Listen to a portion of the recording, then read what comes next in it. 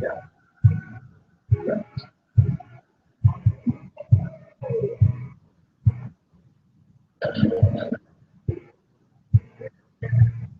Yeah, yeah, yeah.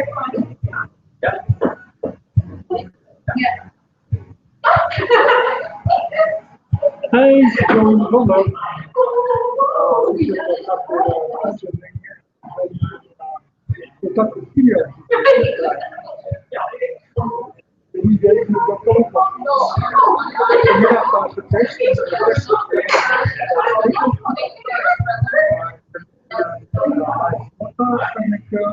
ik niet meer. En de room.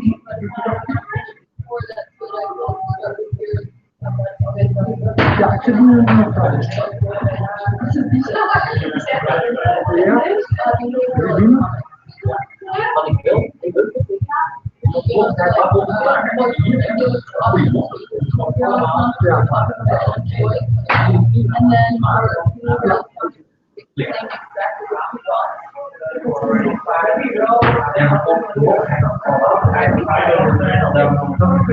Ja hoor, ik heb Google Hangout hier openstaan.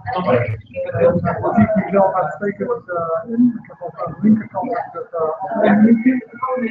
Maar rechts moet ik gaan. Dus we hebben naar de video klik. Dan krijg ik extra een linkje. Die is niet zo links.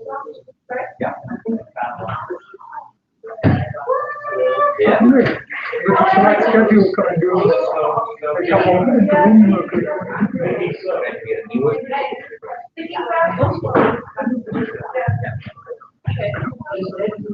Ja.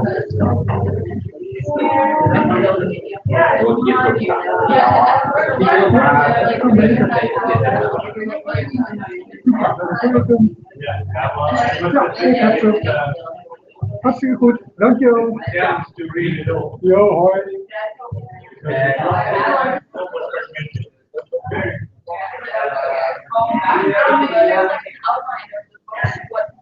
Oh ja,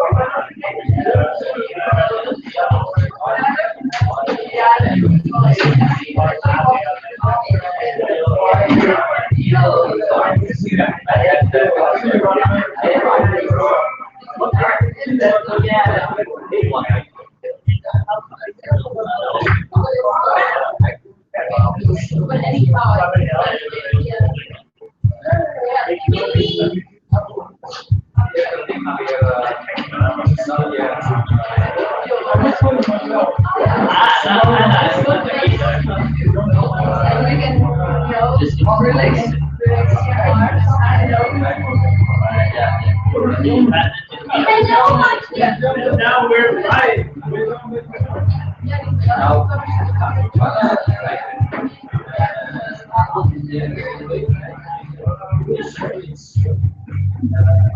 Well, guys, we've got time to do. I will try to broadcast. Oh,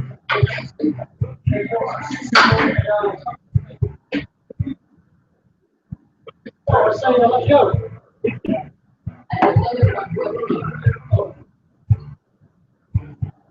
Okay, welcome everybody in the seminar of David Bowie.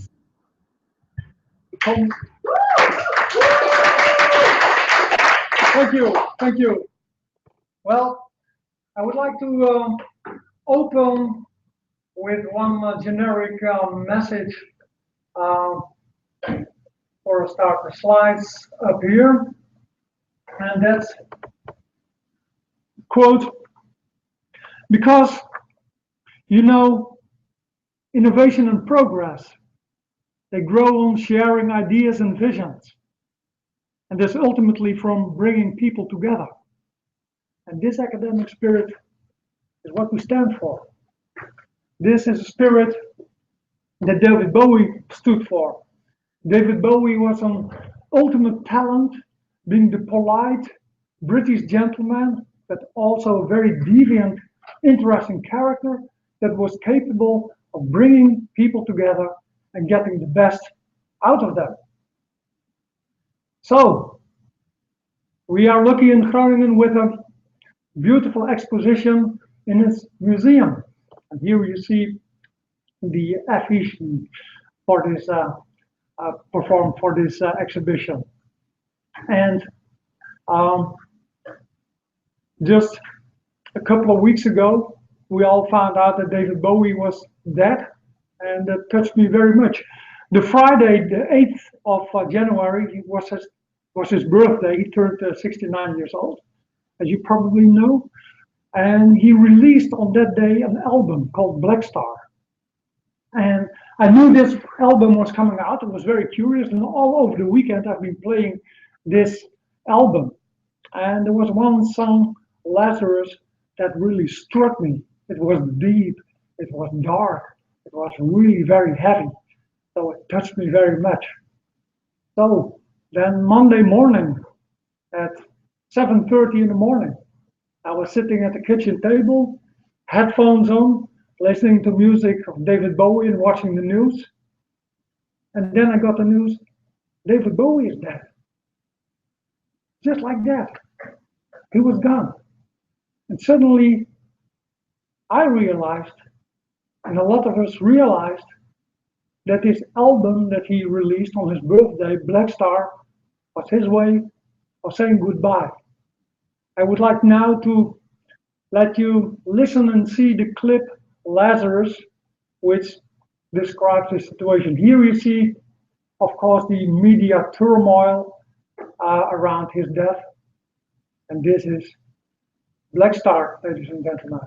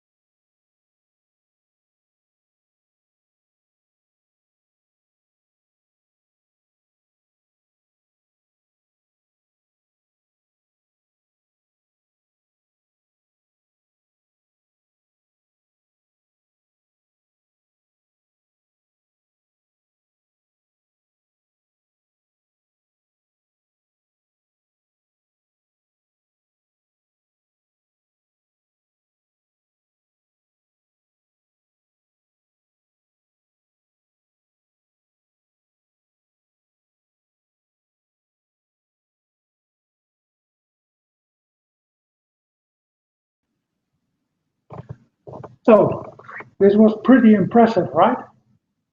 I mean, if you realize that the man was aware that his death was near, that he's been working frantically to produce his last album. Actually, he even had a plan of recording even some more stuff, but he had no more time. He turned into a black hole, a black star. In that sense, it reflects a little bit Gerco's class, Einstein's ballerina, where two black holes were dancing and merging together. And in a way, this is also symbolized by David Bowie with his last album, that he lost like in gravity or something like that. Just also a bit like he started. David Bowie started in the 60s. Here you see an old picture of him with a famous 12-string guitar, which is also in the museum. Very nice to see.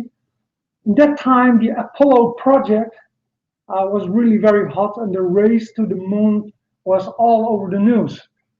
And of course, people were thinking about the risks of traveling into space. It was very frightening to think about getting lost in space. Bowie picked up that theme. Also, Stanley Kubrick picked up that theme with his movie 2001, The Space Odyssey. And David Bowie came with the album A Space Oddity. And whereas genius people also need some luck, David Bowie's luck was that when the BBC was broadcasting live the landing on the moon, they selected his music from this album to accompany that part, that historic moment on television. And probably you know this song because it's one of the most famous tracks of David Bowie. Space Oddity.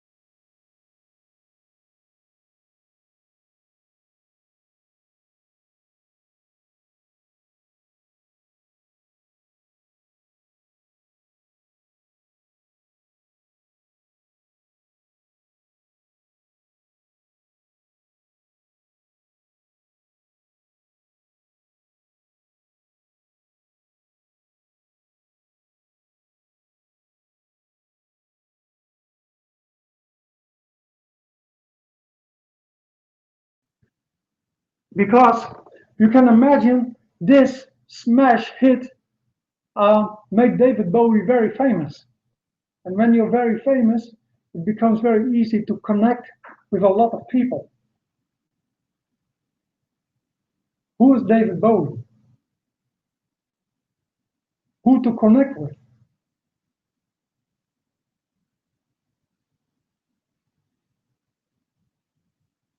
He's transforming all of the time, constantly changing. You can see this in the museum. The British gentleman, or the priest in Black Star, Who is David Bowie? The first man to encounter in musical terms who was David Bowie might be Rick Wakeman. Did you ever hear about Rick Wakeman? Probably not. Ever heard about Yes, famous band, but prog rock like? And he collaborated with David Bowie on the album Hunky Dory. And what I like particular about this is that Rick Wakeman, who was a very famous keyboard player and pianist, was inspired together by Bowie by making some very, very beautiful compositions. The following one, Life on Mars, again the theme of going to space, is a beautiful example of compository talent.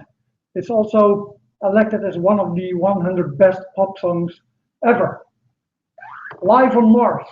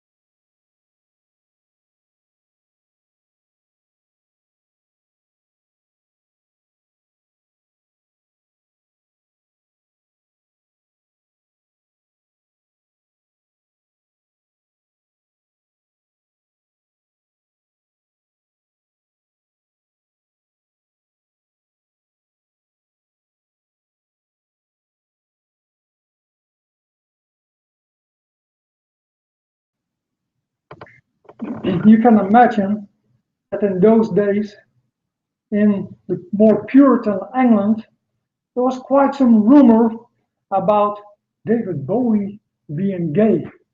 And he played with the idea, he enjoyed it very much. And perhaps he's only one of the few people that ever came out of the closet as being straight.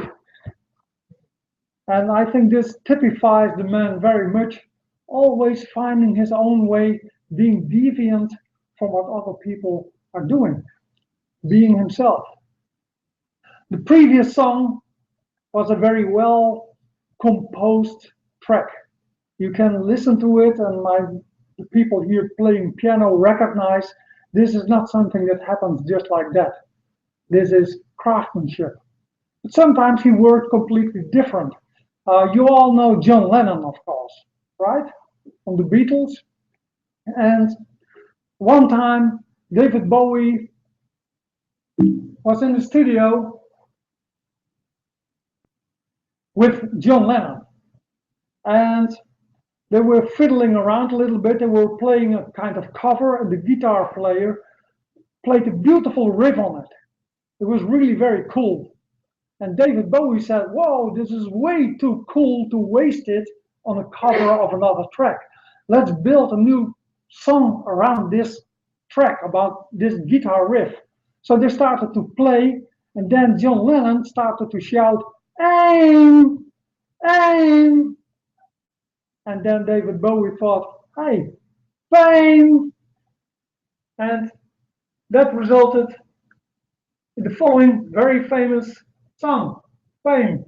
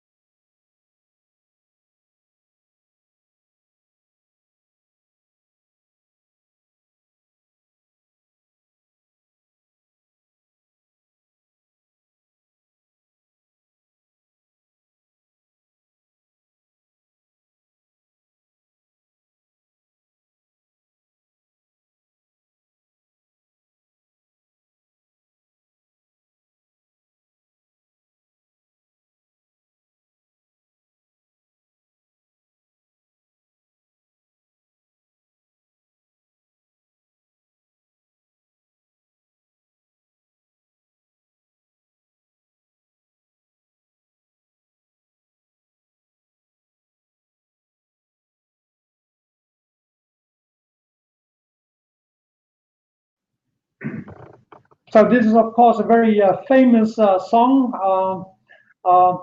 Together with John Lennon. John Lennon, of course, got shot in New York, near Central Park. And David Bowie, also living in New York, was pretty much shocked by the event. And in remembrance, he recorded live, he played live Imagine. And I would like you to listen a little piece to a live concert where he memorizes John Lennon.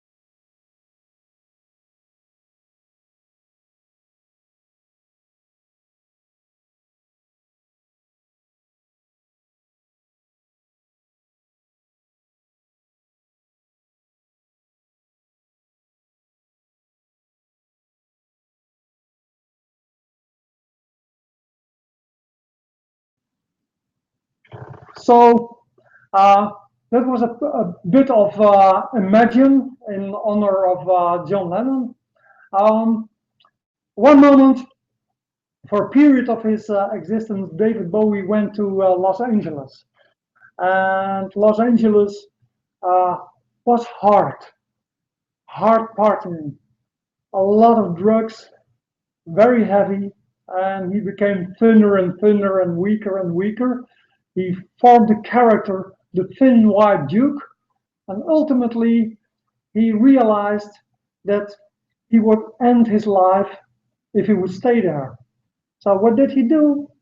He moved to Europe, to be more precise, to Berlin, together with Lou Reed and also with some other friends. And they were using a lot of heroin in those days. Apparently, that was less risky than the current lifestyle in Los Angeles. I don't know about that. Anyway, they went with a group of people to Berlin and captured basically the atmosphere of the city over there.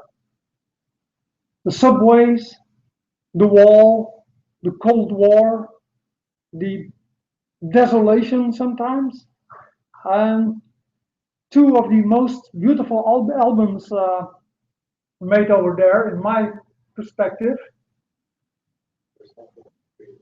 Yes, and we see the selling on the screen, which is of course very nice, but it was not in the planning.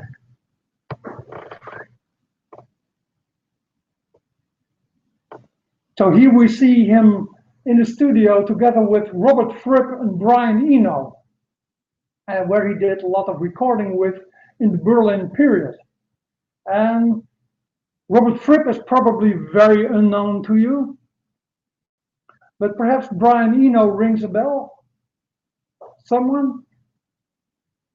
He started with Roxy Music, a very weird band in the beginning, but after he collaborated with David Bowie, he became producer of U2, and that made him, of course, very famous. But personally, I think the work that he did together with David Bowie is among the finest there exists. And he played a lot on this newly developed device, a synthesizer. And this is the picture I took of the synthesizer, which can be found in the museum right now. This is the synthesizer when I was in my purity and desolated, confused. The music that came from this device was a kind of very important anchor in my life. Here are the 3 albums recorded in Berlin, together with Brian Eno and more people. And I would like you to listen to one track of the album Low, which is my personal favorite. It's a song called Art Decade. It's an instrumental, and on top of that, it has a very beautiful video. Enjoy this one.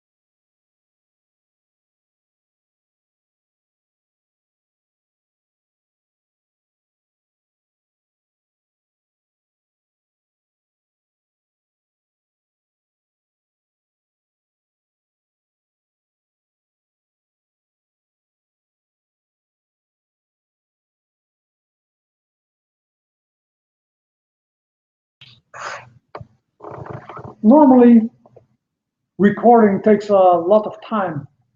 Sometimes it also can go pretty fast. Um, the albums that Bowie recorded in Berlin took quite a while, and you can imagine you heard the keyboard parties, which were very elaborate, and it took quite a while with a precise person like Brian Eno to make recordings. But it paid off, especially the album Heroes made a lot of money, did it very good in the chart, and it allowed David Bowie to move to Switzerland to a more luxurious home. In Berlin, they lived pretty simple, but in Switzerland, he was capable of buying a more expensive house and living there. And what a coincidence! Who had a studio over there?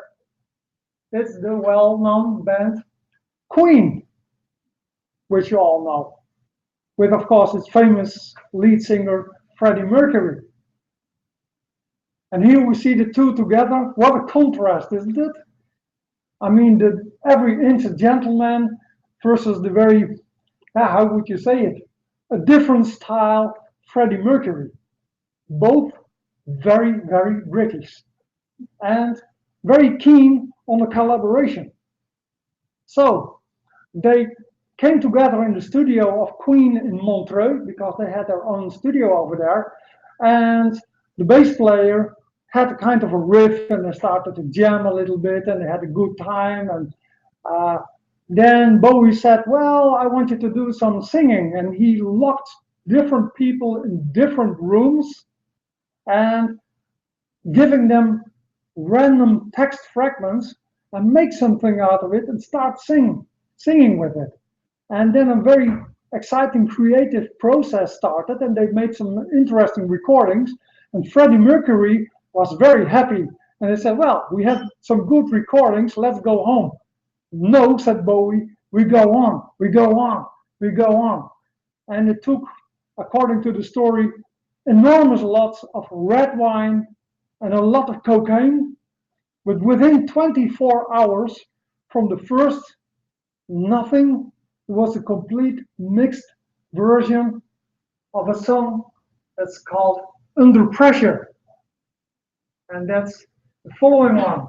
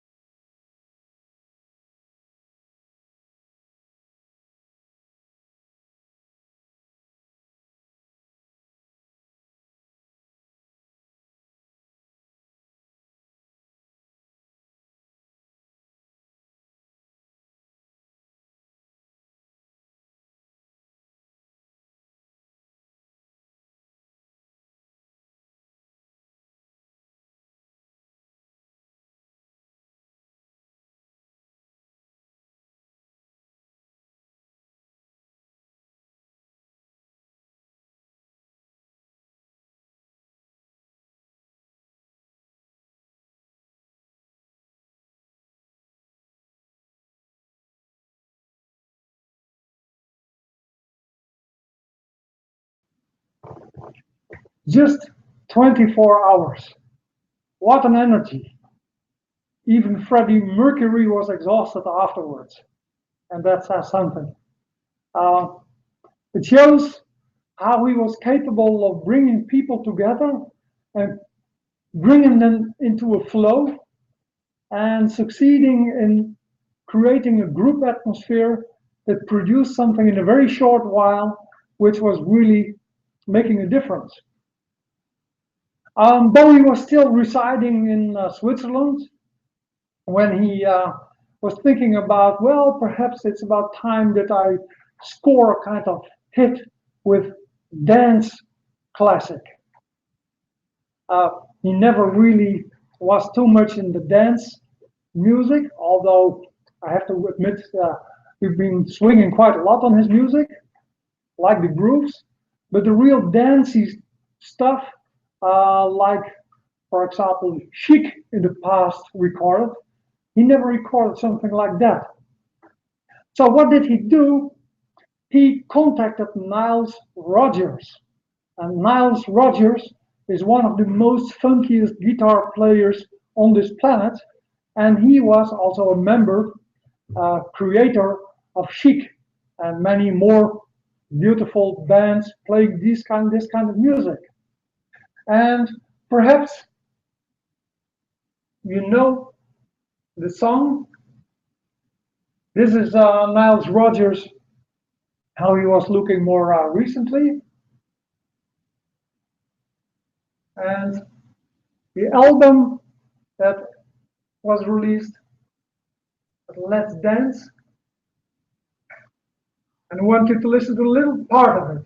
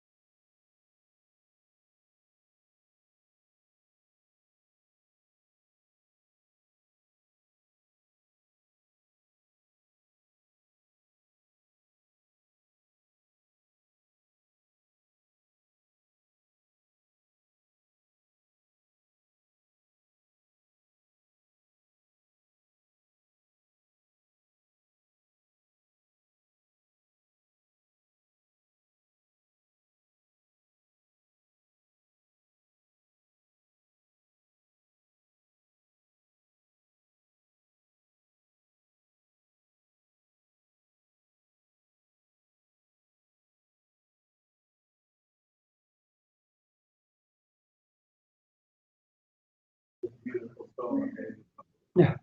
So of course. But can I say something? Yes, of course you can say something. Rodgers also did something else which is very important. He said to David Bowie to lower his voice. Sing. Yeah. It's also an important moment to lower his voice. So he changed even his style of singing. What I liked about this collaboration, it was also together with Stevie Ray Vaughan, a great blues guitar player that passed away too early due to an airplane accident.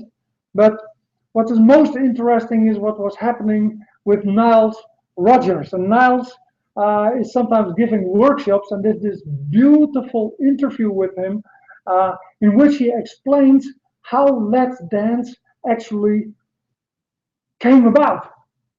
And this is something I really would like you to have a look at. I was at an after-hours club. I run into this guy named David Bowie, and he was sitting at the back of the room all by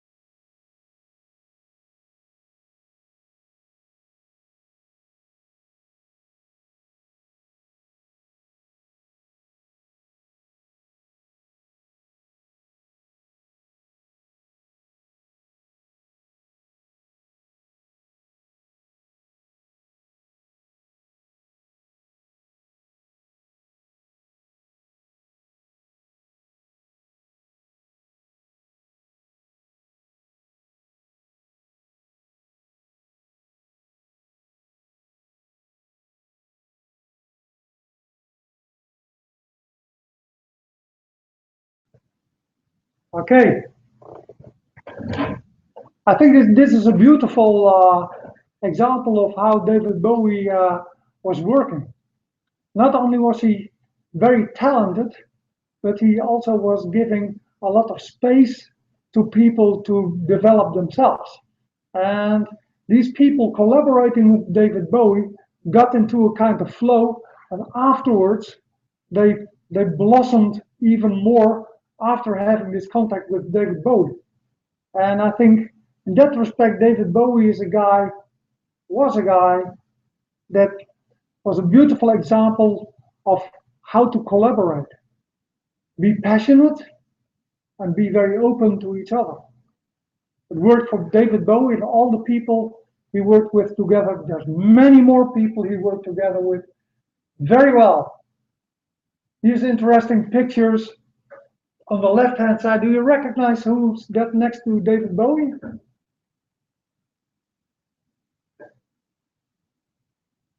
Oh, it's an old picture, right? Mick Jagger of the Rolling Stones. And at that time, it gave rise to rumor that also Mick Jagger might be gay. This very picture. On the right hand, we see Tina Turner over here and Keith Richards with the ever-present bottle of whiskey. Besides music, David Bowie was also a painter, and he also made movies. Three movies that are really very famous are The Man Who Fell to Earth. Again, the space theme is coming back. The Merry Christmas, Mr. Lawrence, about being a captive in a Japanese prison camp. A very, very interesting movie. And there's this movie, Labyrinth, where he is more kind of a wizard. But he even played in SpongeBob. Would you believe it? What this man did? Oh, okay. We wait for the coffee? Yes, we have a moment, a coffee machine. There's a beautiful sound. Very strange example of a coffee break. It's a very strange example of a coffee break indeed. But we have to be patient, endure, and wait for this noise to go away. Just a few seconds. And there it goes.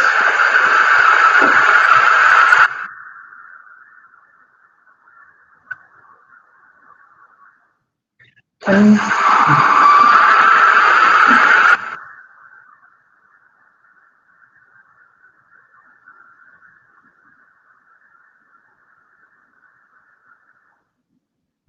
the coffee at the University College Groningen is indeed very, very good, but the machine is sometimes cleaning itself on unwanted moments.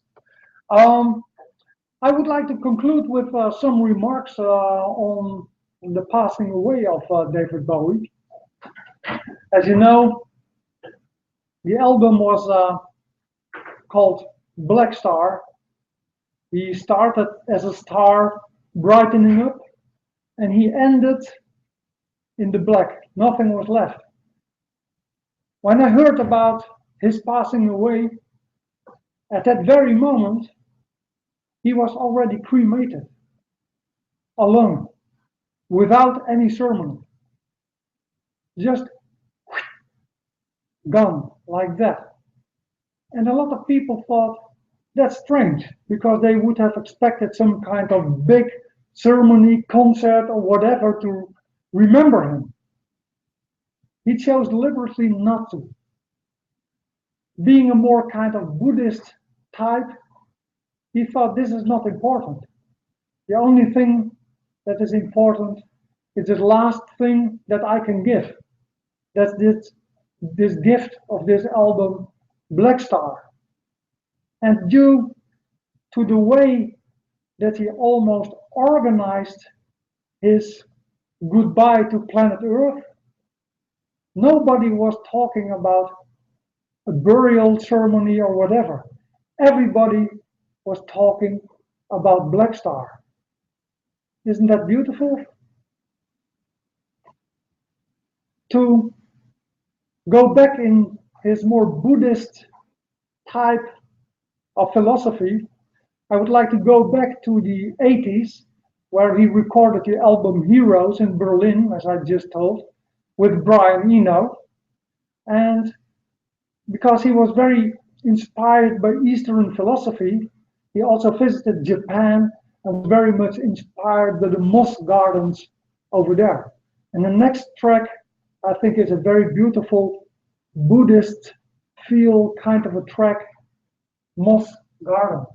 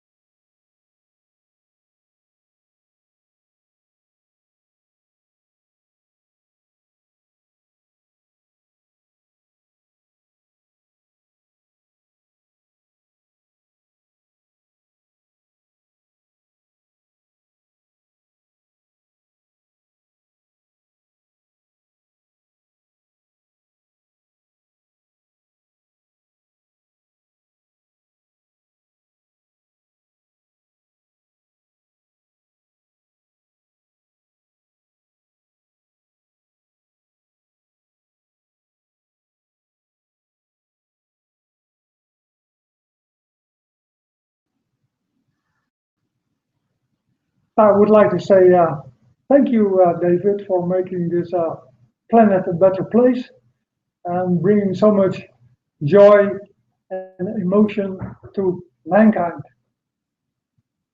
If you want to listen more to the work of David Bowie and you need a nice introduction, I would recommend the album, a live album, A Reality Tour, which is a very nice atmospheric live album in which most of his career, the best songs, are being presented. And for the rest, if you want to have more information on David Bowie, drop by at the University College in Groningen and dare to explore here who you can be. Thank you for your attention.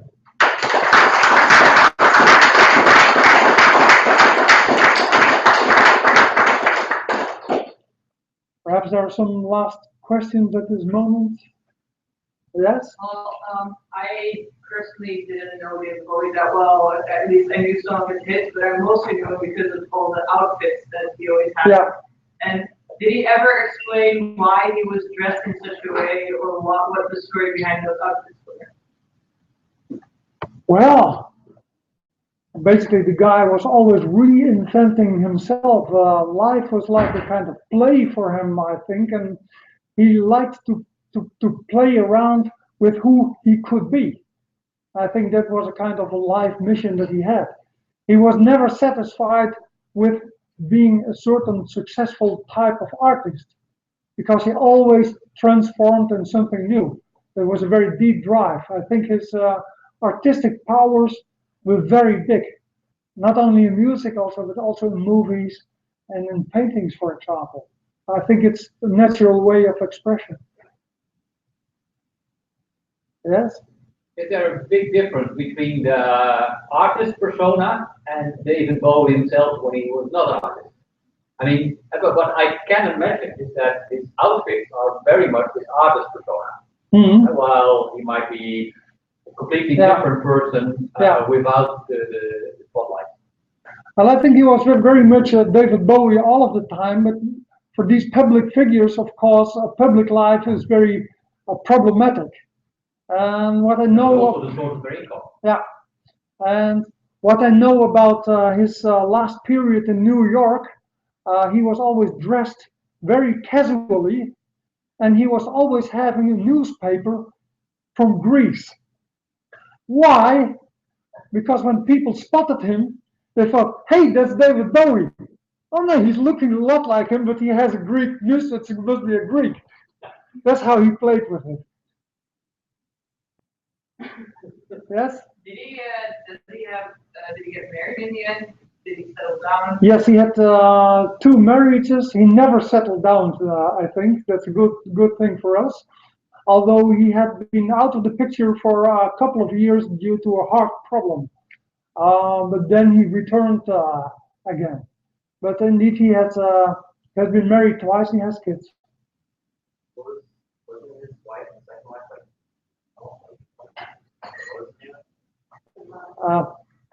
Yes, but that was a part of private life that was not really that much in the picture.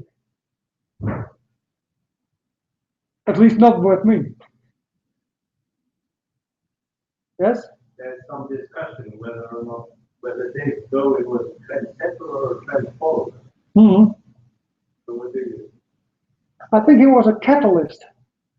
And I think that he was very brilliant in tapping on the ideas that were floating around, bringing people together and making some artistic new thing out of it.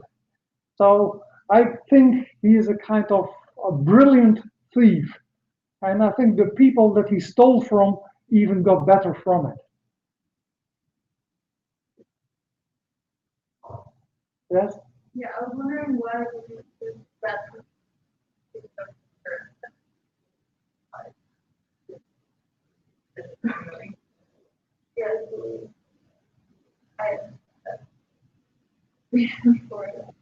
That's because he is, of course, very British. One symbol of the British Empire is, of course, royalty, and in this case, the Queen. and the Queen, of course, is very much stuck in the protocol. And here, by having her makeup in like David Bowie, it's almost like challenging her to become who she really is. And perhaps that's one of the lessons we can learn from David Bowie, that perhaps it requires some courage, but it's the best way to live your life. Be who you want to be.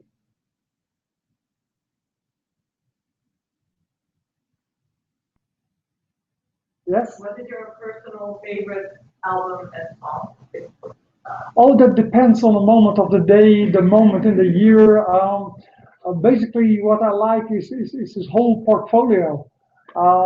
There's not a single thing I like the best. I like some songs in the morning, some songs with good friends, some songs I like to dance. It's a variety. It's like when you have a great menu and somebody's asking you, what's the best ingredient in the menu? Oh, I love it all. But some are better than others. Yeah? Have you seen the movie David Bowie here? No, haven't. Okay. It's sang by Lady Gaga, who's also Yes, very different type of person, also very, character, like, changes on the country. So, Yeah. Yeah, I've seen Lady Gaga performing. She was also dressed like David Bowie, right? Yeah, it was very impressive. It also shows that Lady Gaga has been very inspired by the man as well. I think there were a lot of people collaborating with David Bowie, but I think he inspired even more people in the artistic scene in becoming who they wanted to be.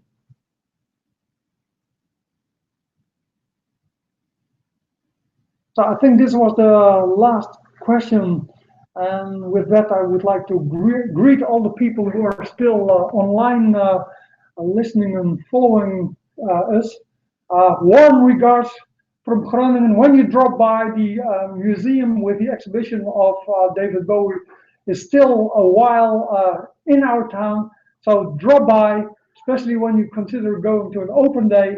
It's a brilliant combination, I would say. Have a good night. See you next time. Bye bye.